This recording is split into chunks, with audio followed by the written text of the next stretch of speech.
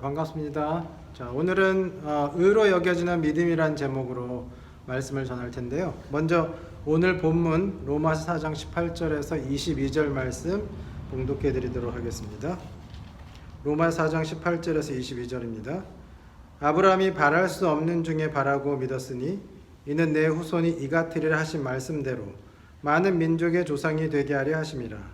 그가 백세나 되어 자기 몸이 죽은 것 같고 사라의 태가 죽은 것 같음을 알고도 믿음이 약하여지지 아니하고 믿음이 없어 하나님의 약속을 의심하지 않고 믿음으로 견고하여져서 하나님께 영광을 돌리며 약속하신 그것을 또한 능히 이루실 줄을 확신하였으니 그러므로 그것이 그에게 의로 여겨졌느니라. 아멘.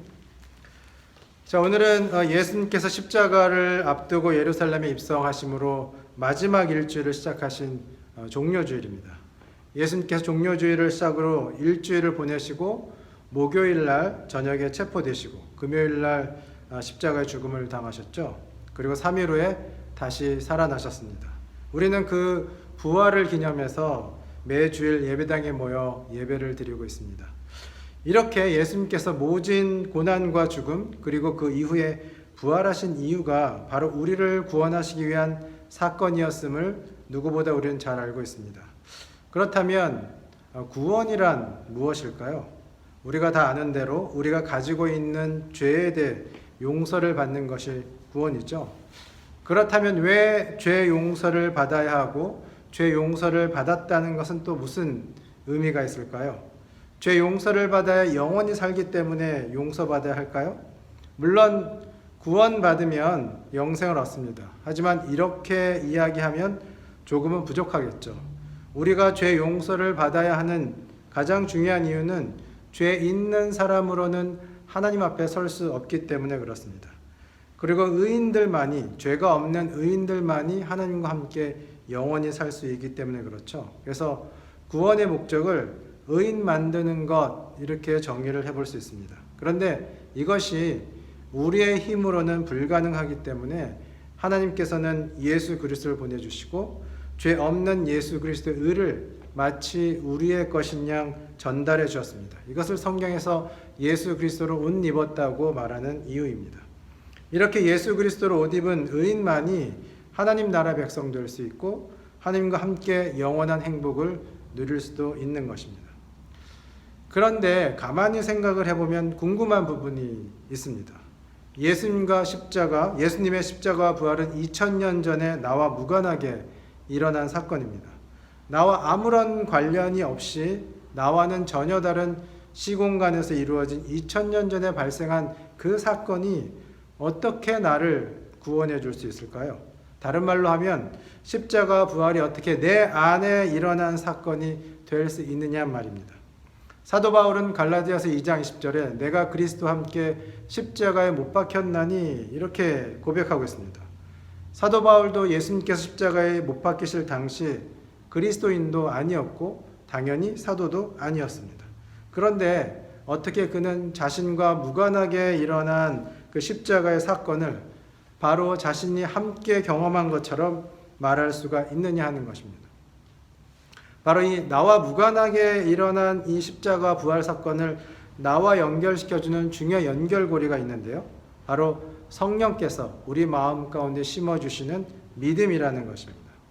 성령께서 우리 안에 믿음을 넣어주실 때 그 믿음을 통해서 우리는 2000년 전에 발생한 십자가와 부활 사건이 바로 우리의 사건이 되는 것이고 그 믿음 안에서 우리는 예수 그리스도를 주로 고백하게 되는 것이고 그분의 십자가 부활을 통해서 우리도 역시 의인이 되어서 영원한 생명에 참여하게 되는 것입니다.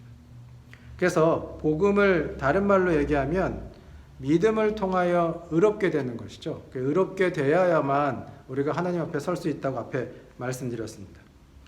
오늘 본문이 있는 로마서 4장 전체는 믿음으로 의롭게 여겨진다는 진리를 아브라함을 통해서 예증을 하고 있습니다.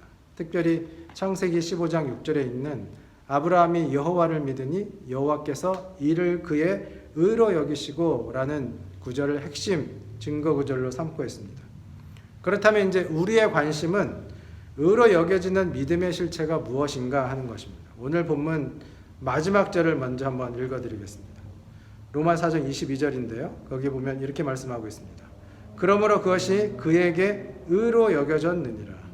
지금 22절에 이렇게 말씀하고 있는 것이죠. 그러므로 그것이 그에게 의로 여겨졌느니라. 무슨 말이냐면 18절부터 쭉 얘기되어 나온 모든 내용을 다 설명한 후에 사도 바울은 그러니까 그것이 그에게 의로 여겨졌다. 그러니까 거꾸로 얘기하면 18절부터 21절까지 잘 보면 아브라함의 믿음의 특성이 무엇인지, 의로 여겨졌던 그 믿음의 가장 중요한 포인트들이 무엇인지를 알 수 있다는 것입니다. 그래서 우리는 오늘 거꾸로 18절부터 21절까지를 살펴보면서 의로 여겨지는 믿음이 뭐냐 하는 것들을 살펴보려고 합니다. 일반적으로 종교를 가지고 있는 사람들을 신앙인 혹은 신자라고 부르죠. 신앙인 혹은 신자라는 말은 믿음을 가지고 있는 사람들, 이런 의미입니다. 특별히 그리스도인들에게는 더욱 그렇죠. 믿음은 그리스도인들의 정체성에 있어서 가장 중요한 부분입니다. 앞에서 말씀드린 대로 믿음 없이는 구원받을 수 없기 때문에 그렇습니다. 그렇다면 무슨 믿음을 말하는 걸까요? 혹은 무슨 믿음이 진정한 믿음일까요? 교회 다니게 되면 믿음이 있어야 한다는 말을 가장 많이 듣습니다. 확고한 믿음, 확실한 믿음, 흔들리지 않는 믿음이 있어야 한다. 적은 믿음보다는 큰 믿음이 있는 게 좋다. 혹은 산에 올라가서 밤새 기도하면서 소나무 뿌리 하나 정도는 뽑아야 된다. 그래야 믿음이 있고 기도가 이루어진다. 이런 말들을 종종 듣게 됩니다. 믿음은 도대체 무엇일까요? 본문을 이야기하기 전에 한 가지만 짚고 넘어가려고 합니다. 믿음에는 두 가지 차원이 있는데요. 하나는 내 안에 있는 믿음이고 또 다른 하나는 다른 사람에 대한 믿음입니다. 내 안에 있는 믿음을 확신이라고 부를 수 있고 다른 사람에 대한 믿음을 신뢰라고 말할 수 있겠죠. 교회 안에서 종종 덮어놓고 믿기만 하면 구원받는다고 하고 덮어놓고 믿는 그런 믿음이 좋은 믿음이다 라고까지 얘기를 하는 경우가 있습니다. 그런데 문제는 이러한 믿음이 자기 확신의 범주를 넘어서지 못하는 경우가 참 많이 있다는 거예요.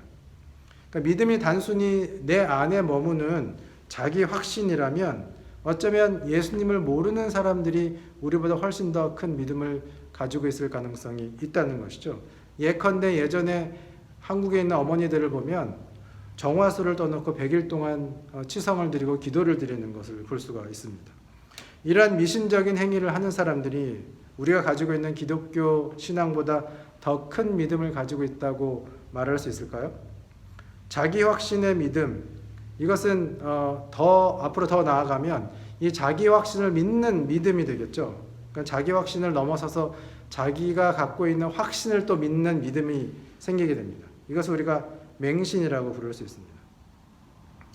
그렇다면 이제 오늘 본문을 통해서 아브라함의 믿음을 통하여서 무엇이 진정한 구원받는 믿음인지, 하나님 앞에서 의로 여겨지는 믿음인지 한번 살펴보기를 원합니다. 첫 번째 우리가 기억해야 될 것은 참된 믿음은 바랄 수 없는 중에도 전능하시고 신실하신 하나님께 소망을 두는 믿음을 말합니다. 오늘 본문 18절 상반절을 읽어드리겠습니다. 아브라함이 바랄 수 없는 중에 바라고 믿었으니, 이렇게 말씀하고 있죠. 아브라함이 바랄 수 없는 상황임에도 불구하고 바라고 믿었다, 그런 말입니다. ESV에서는 이렇게 기록하고 있습니다. In hope he believed against hope. 소망 안에서 그는 믿었다. 소망에 반하는, 그러니까 풀어서 말하면 소망에 반하는 상황에도 불구하고 소망 안에서 그는 믿었다. 앞에 있는 소망과 뒤에 있는 소망은 다른 소망을 말하는 것이죠. 사세기 설교가였던 크리소스톰은 이 구절에 대해서 이렇게 얘기했습니다. 그것은 인간의 소망에 반하는 것이고 하나님의 소망 안에 있는 것이다. 그래서 이 크리소스톰의 말을 본문에 넣어 읽으면 이렇게 됩니다. 아브라함은 인간적으로는 전혀 소망이 없어 보이는 상황에서도 하나님께서 보여주신 소망 안에서 소망하면서 믿었다. 로마서 4장은 아직 아브라함이 이삭을 얻기 전의 상황을 전제로 하고 있습니다. 75세의 갈대우를 떠나서 이제 가나안 땅에 도착한 아브라함은 이미 꽤 오랜 시간이 지났음에도 불구하고 하나님의 말씀처럼 후손이 하늘의 별처럼 땅의 모래처럼 많아지기는커녕 아직 자식 하나 없는 그런 상황이었습니다. 더욱이 자신과 아내 사라는 점점 나이가 들어서 이제 노년에 접어들고 있었죠. 나이가 드는 것보다 더 큰 문제는 무엇이었냐면 19절에 말씀하고 있듯이 자기 몸이 죽은 것 같고 사라의 태가 죽은 것 같은 그런 상황에 있었다는 것입니다. 나이가 들어도 아이를 생산할 능력이 있다면 더 기다려보겠지만 지금 아브라함의 상황은 전혀 아이를 기대할 상황이 아니라는 그런 말씀입니다. 이것이 인간적으로 볼 때 아브라함의 소망을 가로막는 그런 걸림돌이었던 것이죠. 그런데 아브라함은 자신의 그런 상황을 보지 않고 하나님께서 하신 언약을 소망하며 붙들었습니다. 그래서 우리는 여기서 믿음의 가장 중요한 요소를 발견하게 됩니다. 앞에서 믿음은 자기 확신도 아니고 자기 확신을 강하게 붙드는 맹신도 아니라고 말씀을 드렸죠. 그러니까 믿음이 믿음 되게 하는 가장 중요한 요소는 바로 전능하시고 신실하신 하나님을 믿는 것입니다. 아브라함이 소망을 잃고 절망할 수밖에 없는 상황에서도 절망하지 않고 끝까지 믿음으로 나아갈 수 있었던 이유는 자기 확신이 엄청나게 컸기 때문도 아니고 아브라함의 믿음이 어마어마하게 컸기 때문도 아닙니다. 그 약속을 하신 분이 전능하시고 신실하신 하나님이시라는 사실을 알았기 때문에 그는 그렇게 할 수 있었던 것이고, 그런 전능하시고 신실하신 하나님께서 하신 약속을 아브라함은 믿고 끝까지 나아갈 수 있었던 것입니다. 그래서 21절에 이렇게 말씀합니다. 약속하신 그것을 또한 능히 이루실 줄을 확신하였으니, 그러니까 아브라함은 자신의 상황을 볼 때, 인간적으로 눈을 볼 땐 전혀 하나님의 약속이 이루어질 수 없는 그런 가능성이 전혀 없는 상황이었지만 죽은 자도 살리시고 없는 것도 있는 것처럼 보시는 전능하신 하나님을 믿었으며 동시에 약속하신 것을 반드시 성취하시는 신실하신 하나님을 믿었습니다. 이게 아브라함이 갖고 있었던 믿음이었던 것이죠.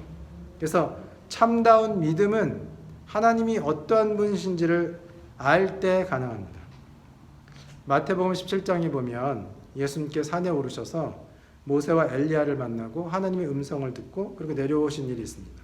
예수님께 산에서 내려오자마자 어떤 한 사람이 예수님 앞에 달려와서 무릎을 꿇으면서 하소연했습니다.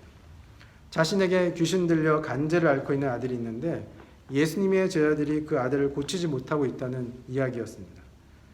그런데 예수님께서는 그 아이를 보자마자 금세 귀신을 내쫓으시고 병을 고쳐주셨습니다. 제자들은 자신들은 왜 아이를 고칠 수 없었는지 굉장히 궁금했죠. 그래서 예수님께 여쭤봤습니다. 그때 예수님께서 이렇게 말씀하셨습니다. 마태복음 17장 20절입니다. 이르시되 너희 믿음이 작은 까닭이니라. 진실로 너희에게 이르노니 만일 너희에게 믿음이 겨자씨 한 알만큼만 있어도 이 산을 명하여 여기서 저기로 옮겨지라 하면 옮겨질 것이요 또 너희가 못할 것이 없으리라. 아멘. 결국 하나님의 능력을 경험하는 믿음과 그렇지 못한 믿음의 차이는 겨자씨 한 알 차이라는 말씀이겠죠. 도대체 무슨 말씀일까요? 믿음 자체가 적은 양으로도 기적을 일으킬 수 있는 핵폭탄 같은 초능력을 가지고 있다는 말씀일까? 그렇지 않을 것입니다. 믿음 자체가 능력이 있기 때문이 전혀 아니죠. 바로 우리가 믿는 그 믿음의 대상 때문입니다. 바로 하나님이신 예수 그리스도를 알고 믿을 때 그분께서 역사하시는 것이고요. 전능하신 하나님을 알고 믿을 때 그분께서 일하시는 것입니다. 신앙을 가진다는 말은 복음에 대한 몇 가지 명제에 대해 동의하는 것이 절대 아닙니다.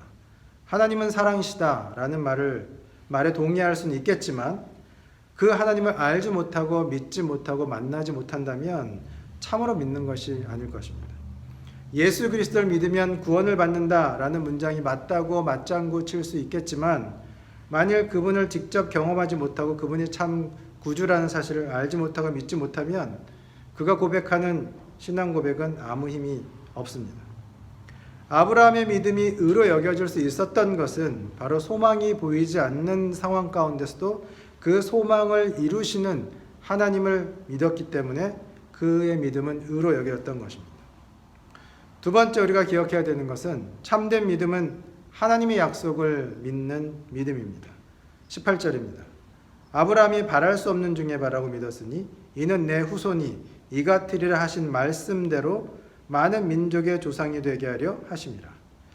전능하시고 신실하신 하나님을 믿는다고 하면서 우리는 때로는 우리의 요구를 강하게 내세우는 것을 믿음이라고 착각하는 경우가 있죠. 하나님 하실 수 있잖아요. 내 기도, 내 요구 들어주세요. 이렇게 요구할 때가 있습니다. 그런데 이거는 실패하는 믿음입니다. 아브라함의 삶을 보면 그렇습니다. 인간적인 측면에 소망이 보이지 않자 아브라함도 곁길로 간 적이 있죠. 자신의 종들 중에서 가장 믿을 만한 사람을 자신의 상속자로 지명하려고 했습니다. 하지만 하나님은 아니라고 말씀하셨죠. 그러자 이제는 자신의 아들이기만 하면 되겠구나 이렇게 생각하여서 이미 아이를 낳을 수 없는 사라 대신에 하갈을 통하여서 이스마엘을 얻게 됩니다.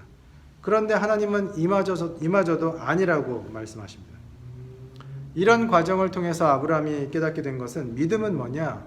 하나님의 약속과 말씀에 대한 철저한 순종과 확신이라는 사실을 깨달았던 것이죠. 아브라함의 의도가 아무리 선할지라도 자신의 종을 상속자로 삼으려 한다거나 이스마엘을 통해서 하나님의 약속을 이루어 보려는 생각은 하나님의 뜻과는 전혀 맞지 않는 일이었기 때문입니다. 우리는 종종 하나님을 믿는 신앙을 내 안에 있는 생각이나 혹은 세상의 소리와 타협하려는 그런 유혹을 받을 때가 있습니다. 그래서 믿음을 버려둔 채 세상의 방식대로 살아가 보려고 할 때가 있죠. 혹은 반대로 믿음대로 살아보려는 우리를 세상은 세상의 흐름을 읽지 못한다고, 또 융통성이 없다고, 자기 고집이 강하다고 그렇게 비판하는 경우가 많이 있습니다. 참된 믿음은 내 생각을 믿거나 세상의 소리를 믿는 것이 아니고 하나님의 말씀에 근거하여 믿는 믿음입니다. 하나님의 말씀은 1.1획 변할 수 없는 영원한 진리입니다. 그 말씀은 때로 우리의 생각에 반하고 우리가 바라는 인간적인 소망에 반하는 것처럼 보일지 몰라도 그 말씀이야말로 반드시 하나님의 뜻 안에서 이루어질 수밖에 없는 참된 진리입니다. 그러므로 우리가 해야 되는 일은 첫째로 성경을 통해서 말씀하신 하나님의 뜻을 최선을 다하여 가능한 한 정확하게 알아야 합니다. 말씀을 모르는데 말씀을 믿는다고 말하는 것은 어불성설이고 모순입니다. 그 다음으로는 오늘 아브라함의 이야기에서처럼 그 말씀과 약속을 철저히 붙들고 확신하면서 이를 이루실 하나님을 정말 마음을 다해 믿고 나가야 될 줄로 믿습니다. 오늘 세 번째로 기억해야 되는 것은 참된 믿음은 경험과 이성에 굴하지 않는 믿음을 말합니다. 전능하시고 신실하신 하나님에 대한 믿음도 있고 그분의 말씀에 대한 믿음만 가지면 의로 여기는 믿음을 소유할까? 여기서 우리는 한 가지를 더 나아가야 된다는 말씀이죠. 19절에 이렇게 말씀합니다. 그가 백스나 자기 몸이 죽은 것 같고 사라의 태가 죽은 것 같음을 알고도 믿음이 약하여지지 아니하고. 그리스도인들은 경험과 이성을 무시하는, 말하자면 몰상식한 사람들이 전혀 아닙니다.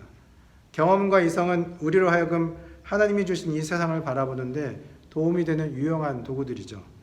하지만 때로는 우리의 이성과 경험이 하나님의 말씀과 충돌하는 때가 있습니다.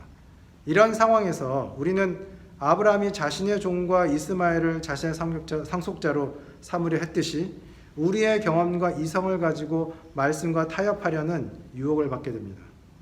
더욱이 그렇게 하는 것이 더 합리적인 것 같고 이성적인 것 같고 배운 사람답고 자기의 경험과 잘 맞아서 또한 편안함까지 느낄 때가 있는 것이죠. 전에 어떤 교회에 어떤 교우께서 이런 말씀을 했답니다. 자신은 세상에 나가서 축구를 하고 있는데 교회는 야구를 가르치고 있다. 세상이 말하는 삶의 방식과 교회에서 혹은 성경에서 말씀하는 삶의 방식과 가운데 큰 괴리가 있다는 그런 뜻이겠죠. 우리도 비슷한 경험을 할 때가 참 많이 있습니다. 하나님도 믿고 말씀도 믿고 있는데 막상 세상에 살다 보면 말씀을 통해 배운 내용이 세상에선 잘 들어맞지 않는 것 같이 느껴질 때가 참 많이 있습니다. 하나님은 멀고 세상은 가까이 있는 듯하게 느껴질 때가 있는 것이죠. 말하자면 아브라함이 느끼듯이 자신도 죽은 것 같고 사라의 태도 죽은 것 같은 도무지 하나님의 말씀대로 이루어질 가능성이 단 1%도 없는 그런 상황이 올 때가 있다는 그런 말입니다. 우리도 이러한 어려운 상황을 만나게 되면 종종 믿음대로 행하려 하지 않고 그저 세상에서 배운 방식대로 행동하려고 하는 경우가 있습니다. 왜냐하면 그것이 훨씬 더 합리적이라고 생각되기 때문입니다. 하지만 오늘 본문에서 아브라함은 믿음이 약하여지지 않았다고 이렇게 말씀하고 있죠. 믿음이 약해지기는커녕 믿음이 더 굳건하여지고 오히려 아무것도 이룬 것도 없고 눈에 보이는 것도 없는데도 불구하고 하나님께서 이루실 것을 미리 믿고 하나님께 영광을 돌렸다고 말씀하고 있습니다. 20절과 21절입니다. 믿음이 없어 하나님의 약속을 의심하지 않고 믿음으로 견고하여져서 하나님께 영광을 돌리며 약속하신 그것을 또한 능히 이루실 줄을 확신하였으니. 경험과 이성은 필요한 것이지만 때로는 우리를 속일 수 있습니다. 경험과 이성이 말씀과 충돌하는 상황에서 주님은 우리가 세상의 방식 대신 말씀을 붙들기를 원하십니다. 전혀 말씀이 이루어질 수 없는 상황이 있다 하더라도 의심하거나 믿음이 약해지지 말고 전능하신 하나님을 의지해야 합니다. 이집트를 탈출한 이스라엘 백성들은 홍해 앞에서 절망했죠. 앞에는 바다가 가로막고 있고 뒤에는 이집트의 정예병사들이 전차를 몰고 쫓아오고 있었습니다. 불평하고 절망하는 이스라엘 백성의 눈에는 그들의 상황은 절망뿐이었습니다. 그들의 경험과 이성은 그 상황에서 그들을 건져줄 방도가 없었습니다. 하지만 참된 신앙인이라면 사방이 막힌 상황에서도 하나님께서는 하늘이라도 열어 그분의 약속대로 인도하실 것을 믿었어야만 했습니다. 정말 그 막막한 상황에서 하나님은 예상치 못했던 방식으로 그들 앞에 있는 바다를 갈라 길을 열어주셨죠. 방금 전까지 죽음의 바다였던 곳을 이스라엘 백성들은 직접 걸어서 건널 수 있었던 것입니다. 만일 바다가 열리지 않았다면 하나님은 물 위로라도 걷게 하셨을 것이 분명합니다. 죽어가는 딸을 살려달라고 회당장이 요청해 예수님께서 그 집을 향해 가셨습니다. 그 집에 도착했을 때 이미 그 소녀는 숨이 끊어지고 그 집에 있는 사람들은 장례 준비로 분주한 때였습니다. 예수님께서는 그 소녀가 죽은 것이 아니라 잔다라고 말씀하셨고 주변에 있던 사람들은 그런 예수님을 비웃었습니다. 자신들의 경험과 이성에 비추어 볼 때 이 소녀가 맥이 없고 심장이 멈추고 숨을 쉬지 않고 CPR도 오랫동안 해서 이제 더 이상 깨어나지 않고 죽은 것이 확실하다고 생각했기 때문에 그런 것이죠. 또한 죽은 것이 확실하다면 이 세상에서는 이 아이를 살릴 방도가 없다라고 생각하는 것이 가장 합리적이고 이성적이라고 여겼을 것입니다. 반면 그런 소녀를 보고 잔다고 말씀하신 예수님은 가장 어리석고 비합리적인 그런 사람으로 보였을 것입니다. 하지만 일어나라는 예수님의 말씀 한마디에 죽었던 소녀는 언제 그랬냐는 듯이 일어나 걸었습니다. 믿는 자라 하더라도 합리적인 판단이 필요한 상황들이 분명히 있습니다. 하지만 신앙인들은 이성과 경험만으로 사는 사람들이 아니라 하나님의 말씀을 믿는 믿음으로 사는 사람들입니다. 세상이 축구를 가르치고 교회가 야구를 가르쳐도 우리는 축구하는 세상에서 비록 놀림을 받을지라도 야구를 하면서 하나님을 기뻐하는 사람들입니다. 제 마음에 있는 간절한 소망이 하나 있습니다.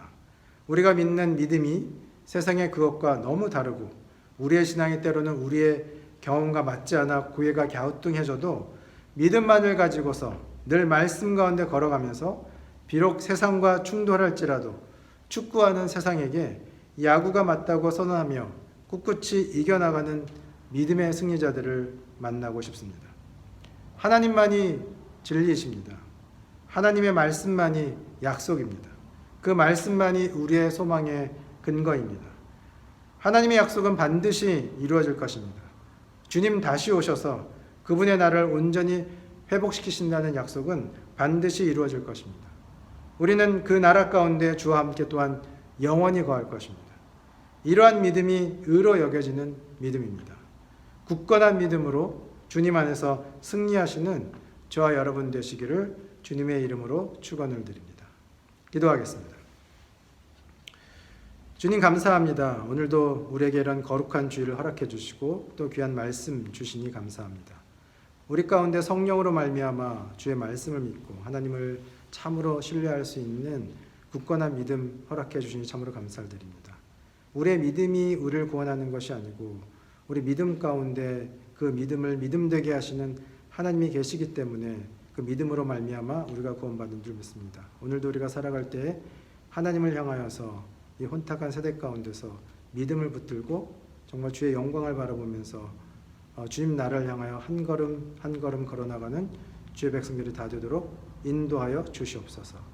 감사드리며 예수님의 이름으로 기도드리옵나이다. 아멘.